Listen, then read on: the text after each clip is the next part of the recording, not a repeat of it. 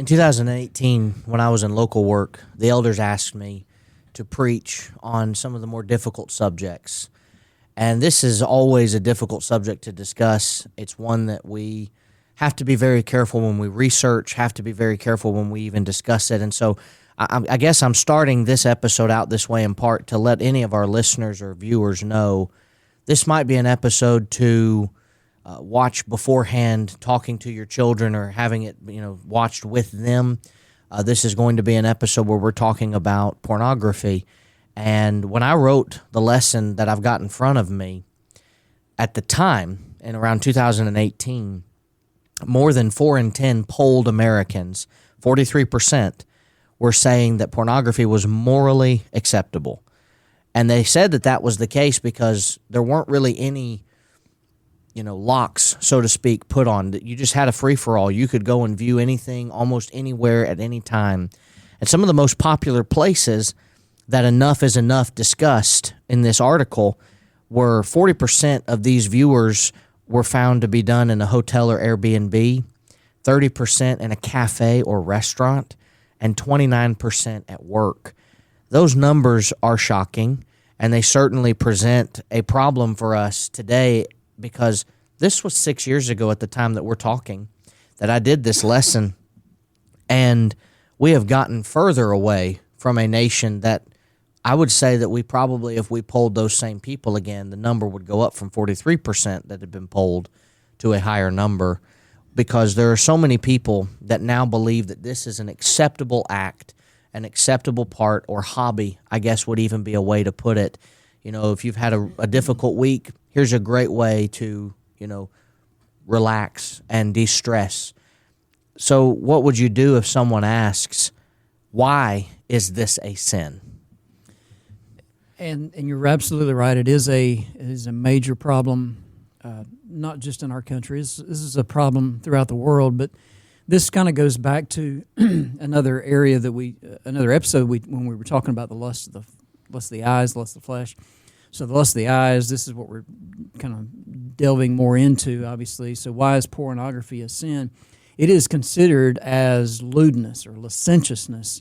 And we have passages like 2 Corinthians 12, verse 21, the latter part of the verse, when Paul wrote, he says, I shall mourn for many who have sinned before and have not repented of the uncleanness, fornication, and lewdness which they have practiced.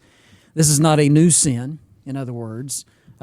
It is so watching someone watching nakedness and those kind of things, that is not a new thing, obviously. It comes to us in a new medium today, almost every year. Excuse me. There's a new way that it's being presented as a temptation before people, before our eyes. It would clearly fall under Galatians 5:19, dealing with the works of the flesh. And again, you have those kind of same things mentioned: adultery, fornication, uncleanness, lewdness, before it kind of goes into some other areas. But I would say that even idolatry was mentioned there too, and sorcery. There is a connection with some of these sins, obviously directly connected to one another. But if that doesn't cover it, where Paul says, and such the like, certainly would cover any of those things that would be considered inappropriate. And so when you start thinking about what is the problem with it? Well, the problem, when you clearly, and I think it needs to be clearly defined, there's a difference, and the reason I brought those verses out was because fornication is something that is clearly mentioned separately from the idea of lewdness or licentiousness. And so when you start thinking about, okay, well, why is that a big deal? Well, because people talk about watching pornography and they try to separate it, and some will even include it as adultery itself. Well, there's a clear difference, because when you define these terms, they are different. One passage that we're reminded of is Hebrews 13 verse 4, the marriage bed is undefiled.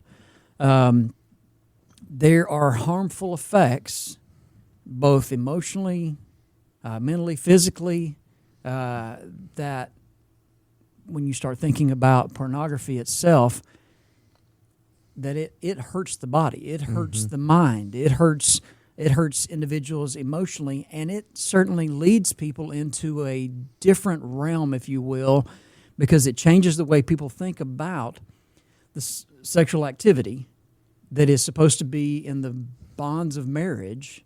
And so when you start taking it out of those areas, out of those realms, pornography itself takes people into a fantasy world. Yeah.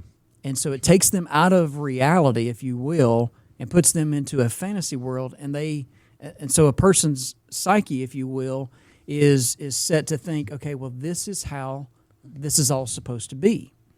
And if, depending on what they might have been watching, there's a whole area that this could go into where it can be harmful physically for someone else, their spouse later, or someone else. So it really goes into several different areas, but the Bible clearly defines this area as sinful and something that we need to be wary of.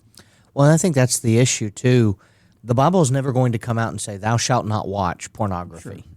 And I know that makes some people believe that we are really reaching out on a limb when we talk about this sin, because there's no specific verse that says this is wrong. The Bible was written in a time when the internet did not exist. The Bible was written in a time when no one could go and Google any of these things.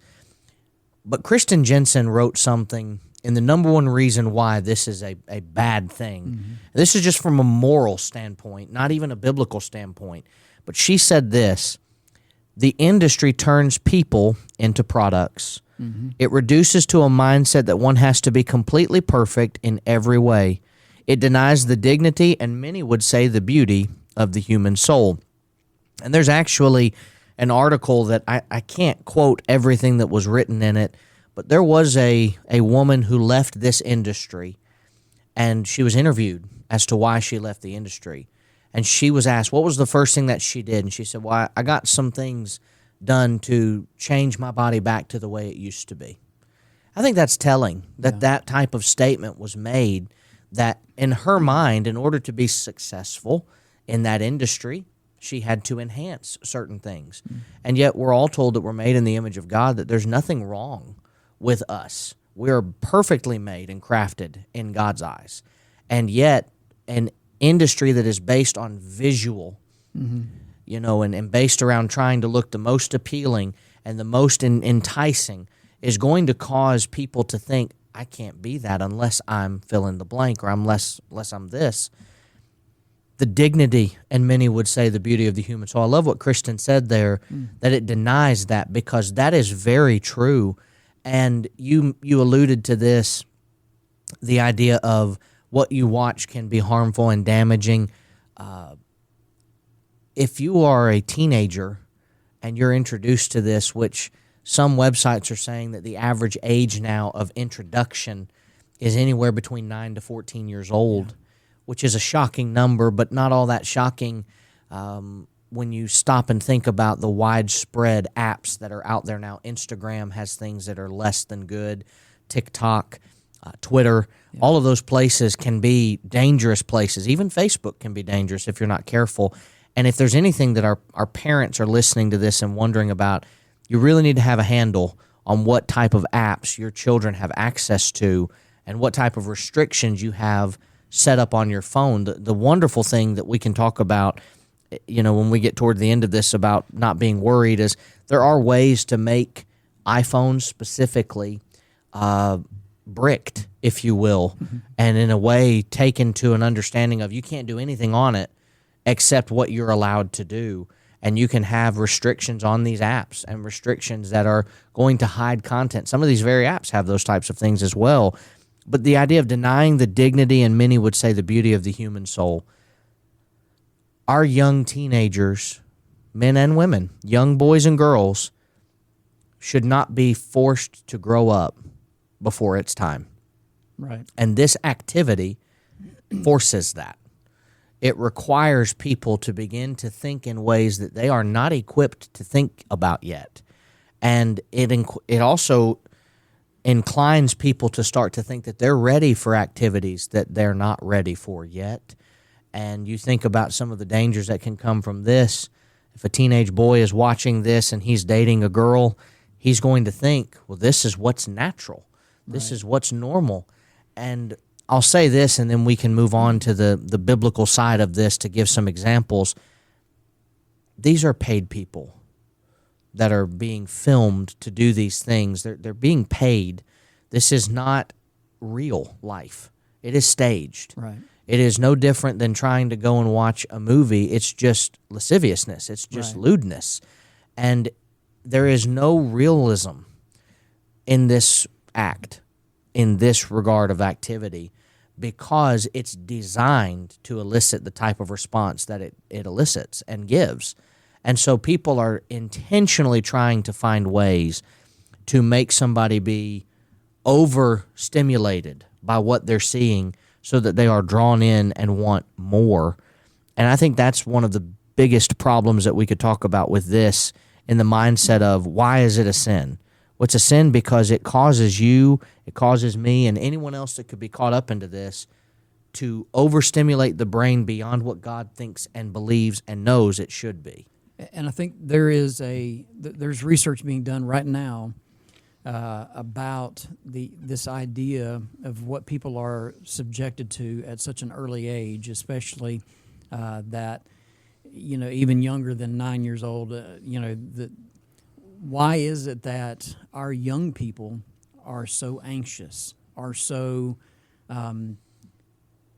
confused about gender? It's because this stuff is being thrown at them so early on. Kindergartners being introduced to things that should not even be discussed, should only be discussed ever with their parents, but at a much older age, but they're being forced into all of this is okay at such an early age. Their minds are not ready for that, and so it's causing them to grow up much quicker than their mind is ready for, and so part of that I think is the research seems to bear out. This is pushing people into areas of why we have so much anxiety, why we have so much confusion about gender today. And so this is a problem that leads into so many other areas and so many other.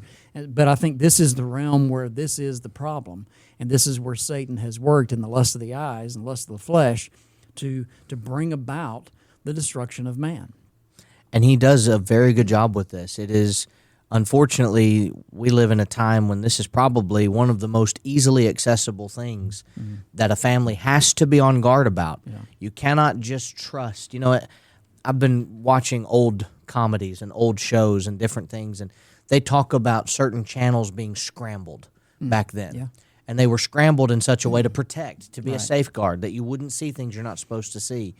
The internet doesn't have that going for it right now. It is not in an existence of saying, we know this is wrong, so we're going to scramble and we're going to make it difficult. And there are actually places where certain industries involved in this industry have threatened to remove access from states that have put age restrictions on it and have made people have to sign in with a driver's license or whatever else because they say, hey, that escapes the anonymity of it and we don't want that, so we'll just pull access from the entire state.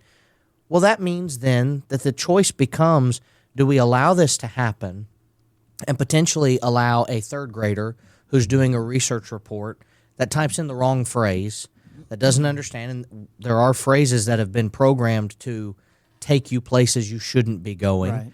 Do we allow that fifth grader who doesn't understand what he's typing and is just thinking about certain things and wondering, and he's been told... Heard a word. Yeah, heard a word, heard that Google has the answers, and he goes and he does these types of searches. Do we allow him to be subject to this, or do we say, hey, if you're going to watch this, you've got to have a driver's license, you've got to have this, you've got to have that? Well, that hurts the industry. That hurts the bottom line, which is the dollar. Yeah. And that's why they don't want this to happen. But it is incredible to stop and think about the scope, and we'll talk about it at the end of this episode, and just how much this is a problem. But I made the statement already, and I think I want to just go ahead and point it out again. Some people's big argument with this will be, well, the Bible doesn't say anything about pornography specifically. The word is not found in the Bible anywhere as far as in the English language. There's no place that's going to be talking about this. What would you do if someone asks if the Bible has actual examples of this sin? Well, I think probably David is the first one that comes to mind. Right. We've brought him up before in another episode, but it indicates, or it shows us, illustrates for us exactly what kind of happens here, the progression that this leads to. And when Jesus made the statement, you've heard it said, "Oh, you should not commit adultery." Okay, he sets the stage. This is where this could go. You've heard this said before. I say unto you, whoever looks on a woman to lust for her after her has already committed adultery with her in his heart. If your right eye causes you to sin, pluck it out, cast it from you. So when Jesus is talking about this, okay, he's saying, okay, this is where this leads. This is not what this is. This is not adultery itself. This is where it leads to adultery, this kind of lust of the eye here. And pornography certainly fits into that. David saw Bathsheba, saw her, she was beautiful, saw her bathing, so she is naked on her rooftop, right. And he sees that and wants her. This is where this led. He should have been able, look, walking up on the rooftop, spotting this was not the sin. It's when he stayed around and lingered at it, and then what did that do? That led him down a path, of ultimately killing her husband. Right. Just trying to cover it up, and all this. And so when you start thinking about, okay, well, what Jesus was saying is, okay, this is where this has potential to go. And we could go back and, well, yes, because drawn away of his own lusts and enticed by what? By the lust of the eyes, lust of flesh. And so pornography appeals directly to those things. And I would say the pride of life, because it has the idea of the anonymity that you mentioned a moment ago, trying to hide it. Why? Why would you hide it if there's nothing wrong with it? Yeah. Why should it be hidden? Exactly. You have people on the other extreme saying, we don't want it hid. Right. But most people understand the shame of it because it's wrong. Yeah. And so that's yes, the Bible is filled with examples, and this is probably one of the most explicit ones with David and Bathsheba. Right. When you think of the other side of this, we've mentioned before Joseph, who was given that opportunity. And I'm sure was shown things, and okay, I've got to get out of here, right. and certainly did the right thing, turning away and running. The Bible is filled with examples that warn us about these things, but you think about Solomon writing to his son, warns about the lewd woman, warns about the one who could entice and to take him down a road that he doesn't need to go. Yeah. So Proverbs 5 and 6 deal with those. Yeah. It's interesting, too, that you bring up Solomon, because I don't remember who it was that said it.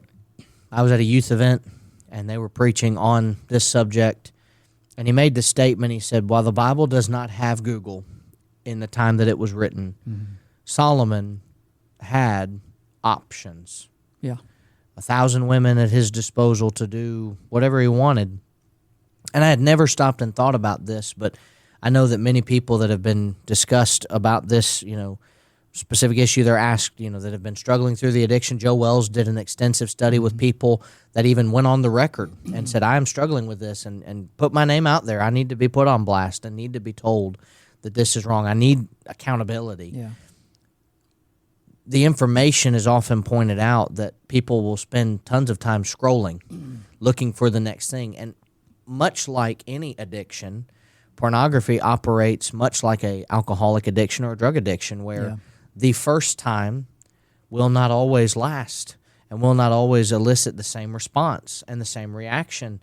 And one of the reasons why people end up devolving, and I think that's a really good word to use here, into some of the more sickening areas of this subject, and areas that we can't even discuss. Right. It's disgusting, that's for sure, is because the thing that used to help no longer does. Right. And they keep escalating and escalating and escalating to a point where they are looking at some vile things being done in order to get to the same point. And that is a dangerous thing for the brain to get to that area when you're already talking about a thing that takes people and replaces them as products. Right. Because there have been some people that have struggled throughout the years that have ended up doing some very harmful things to people that treated them as products and not human beings.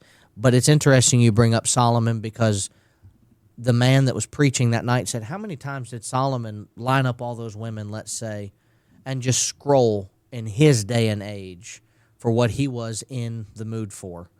And that has stayed with me ever since I heard it, because that's a great point that I've never considered before, that Solomon had the ability to just kind of say, not in the mood for that, but I'll do this.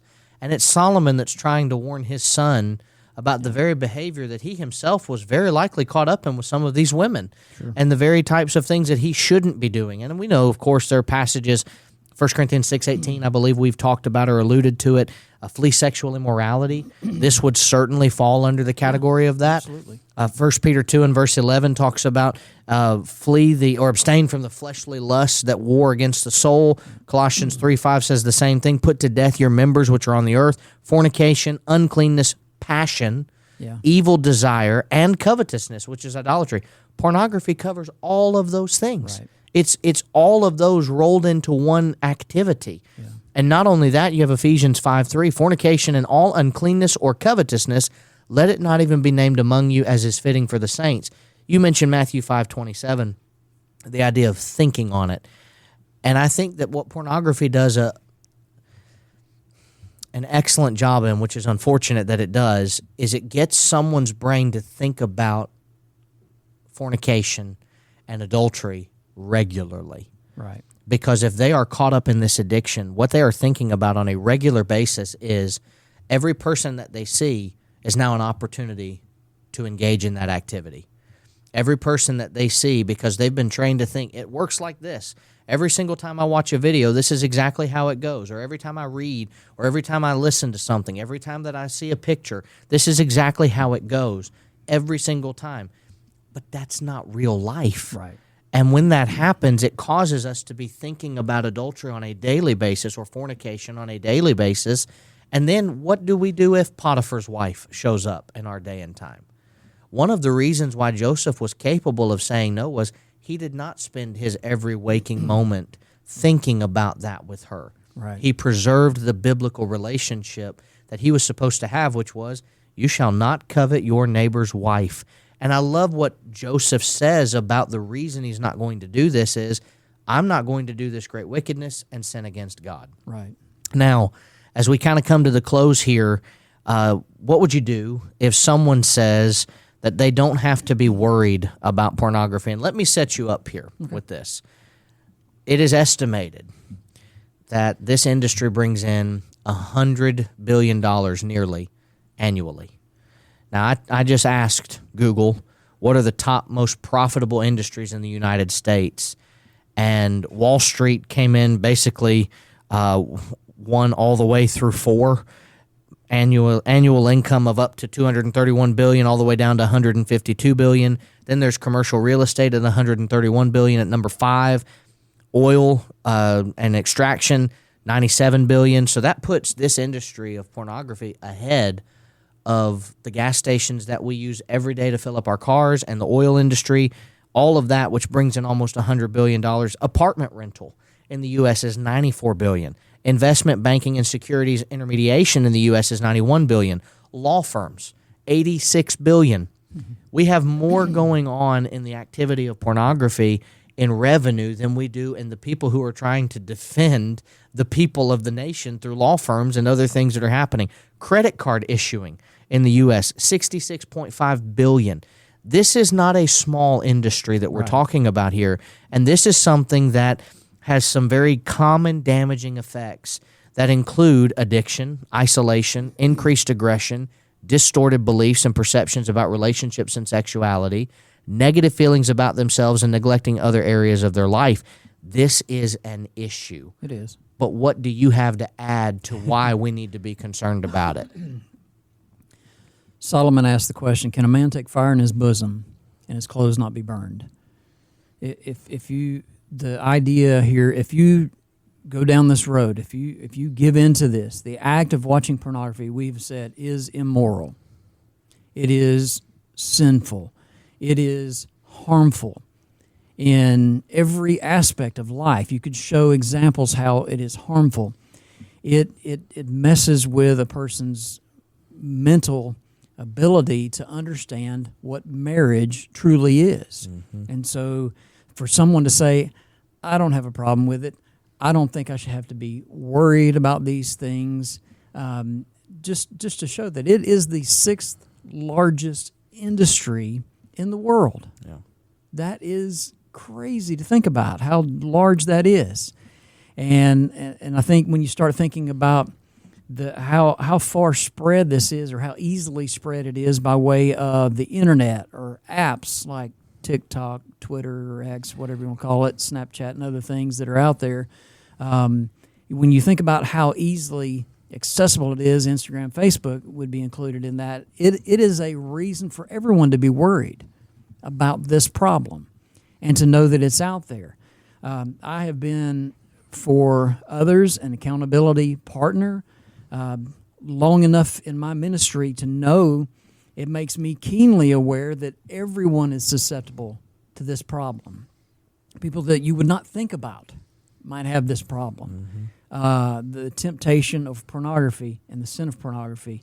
And you start thinking about, and there's different statistics, and I know how polls are and everything, but what some of these statistics show is that it's not just a male problem, it is also a female problem. Right. And so for someone to think, I don't have to worry about this, I don't have to ever be worried about this, is just foolish to think that's not the case. And I can remember as a young boy, the only way to find, if you will, pornography, typically speaking, was it was in a magazine. It was in a covered magazine that had a shell around it. You couldn't see the magazine, but you knew what was, supposedly in these magazines, and they were behind a shelf. They were behind the counter. Right. And so it was difficult to get to those kind of things.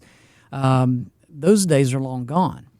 This is almost everywhere at every turn. And so for someone to be foolish enough to make a statement that they don't have to be worried about it, that's obviously the individual that's going to be most susceptible to it, probably. Right. And so yes, this is a huge industry. This is a tool of Satan that he is using to, I believe, not only dismantle marriages, but I think from the youngest of our kids, they are falling prey to these things, and the industry is being used as a way to mess with their minds. Yeah.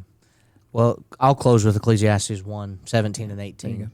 I set my heart to know wisdom, to know madness and folly. I perceive that this is also grasping for the wind. In much wisdom is much grief, and he who increases knowledge increases sorrow. There are some things that it's just better to not know about. Yeah. And it's better to not experience because it doesn't actually help you, it doesn't actually benefit you. And certainly this is one of those in that category. Wayne, thanks for being with me today. This is the new version of What Would You Do If? We hope that you're appreciative of it and looking forward to more episodes like this.